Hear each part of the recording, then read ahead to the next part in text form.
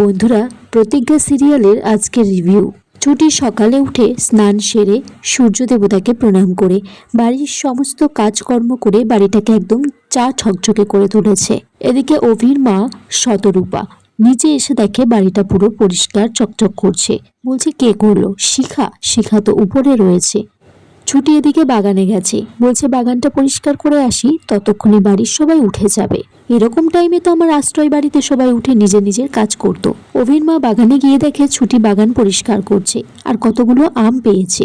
সেই আমগুলো ছুটি নিজের ওড়নার মধ্যে রেখে দিয়েছে। পিছন থেকে অভির মা ছুটি বলে ডাকলে ছুটি বলছে, আমি আপনাদের আম নিতে চাইনি, আমি কিন্তু চুরি করিনি, আমগুলো পড়েছিল তাই রেখে দিয়েছি, আমার না আম কুড়োতে খুব ভালো লাগে। অভির মা বলছে, আমি কি তাই বলেছি তোমায়? তাড়াতাড়ি রেডি হয়ে এসো, ঠাকুর ঘরে যেতে হবে। এদিকে ইন্দ্র বাইকে করে অফিসে যাচ্ছে, বলছে যা ঘুম পাচ্ছে, কালকে সারা রাত জেগেছিলাম, চোখে মুখে একটু জল দিয়ে নিই।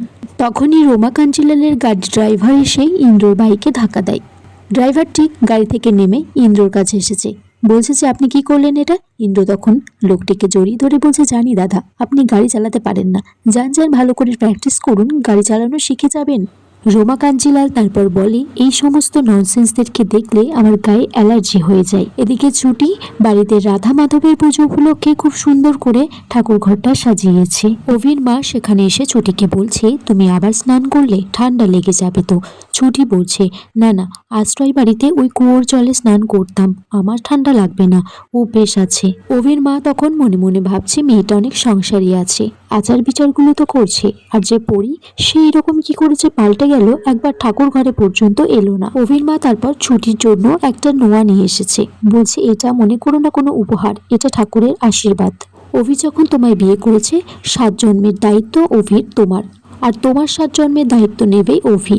ছুটি তখন বলছে, আমি কিছুতেই এটা পড়তে পারবো না, কারণ এই বিয়েটা হচ্ছে একটা 1 বছরের কন্ট্যাক্টের বিয়ে। এদিকে রোমা কাঞ্জিলাল আর তার দাদা জ্যোতির্ময়কে বলছে যে ছুটিকে ওই বাড়ি থেকে বার করে দিতে, না হলে ছুটির যদি মনে পড়ে যায় সেই আসর পড়ি, তাহলে সমস্ত সম্পত্তি হাতছাড়া হয়ে যাবে।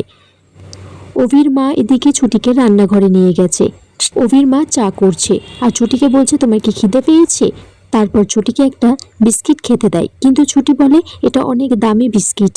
অভির মা বলছে, দেখো ছুটি, তুমি এই বাড়িতে বৌমা হয়ে এসেছো, তোমাকে এত তাড়াতাড়ি যে ভালো বৌমা হতে হবে সেটা আশা করছি না, কিন্তু ধীরে ধীরে হয়ে উঠতে হবে। ছুটি তারপর বলে সকলের জন্য চা নিয়ে যাবে, কিন্তু অভির মা বলে, যেদিন সবাই সকালে উঠে তোমার হাতের চা খাবে সেদিনই তুমি চা বানাবে, আজকে তুমি ঘরে চলে যাও। ছুটি এদিকে দেওয়ালে দেখে সেই ছবিটা টাঙানো আছে, যেখানে পরি তার মায়ের সাথে রয়েছে।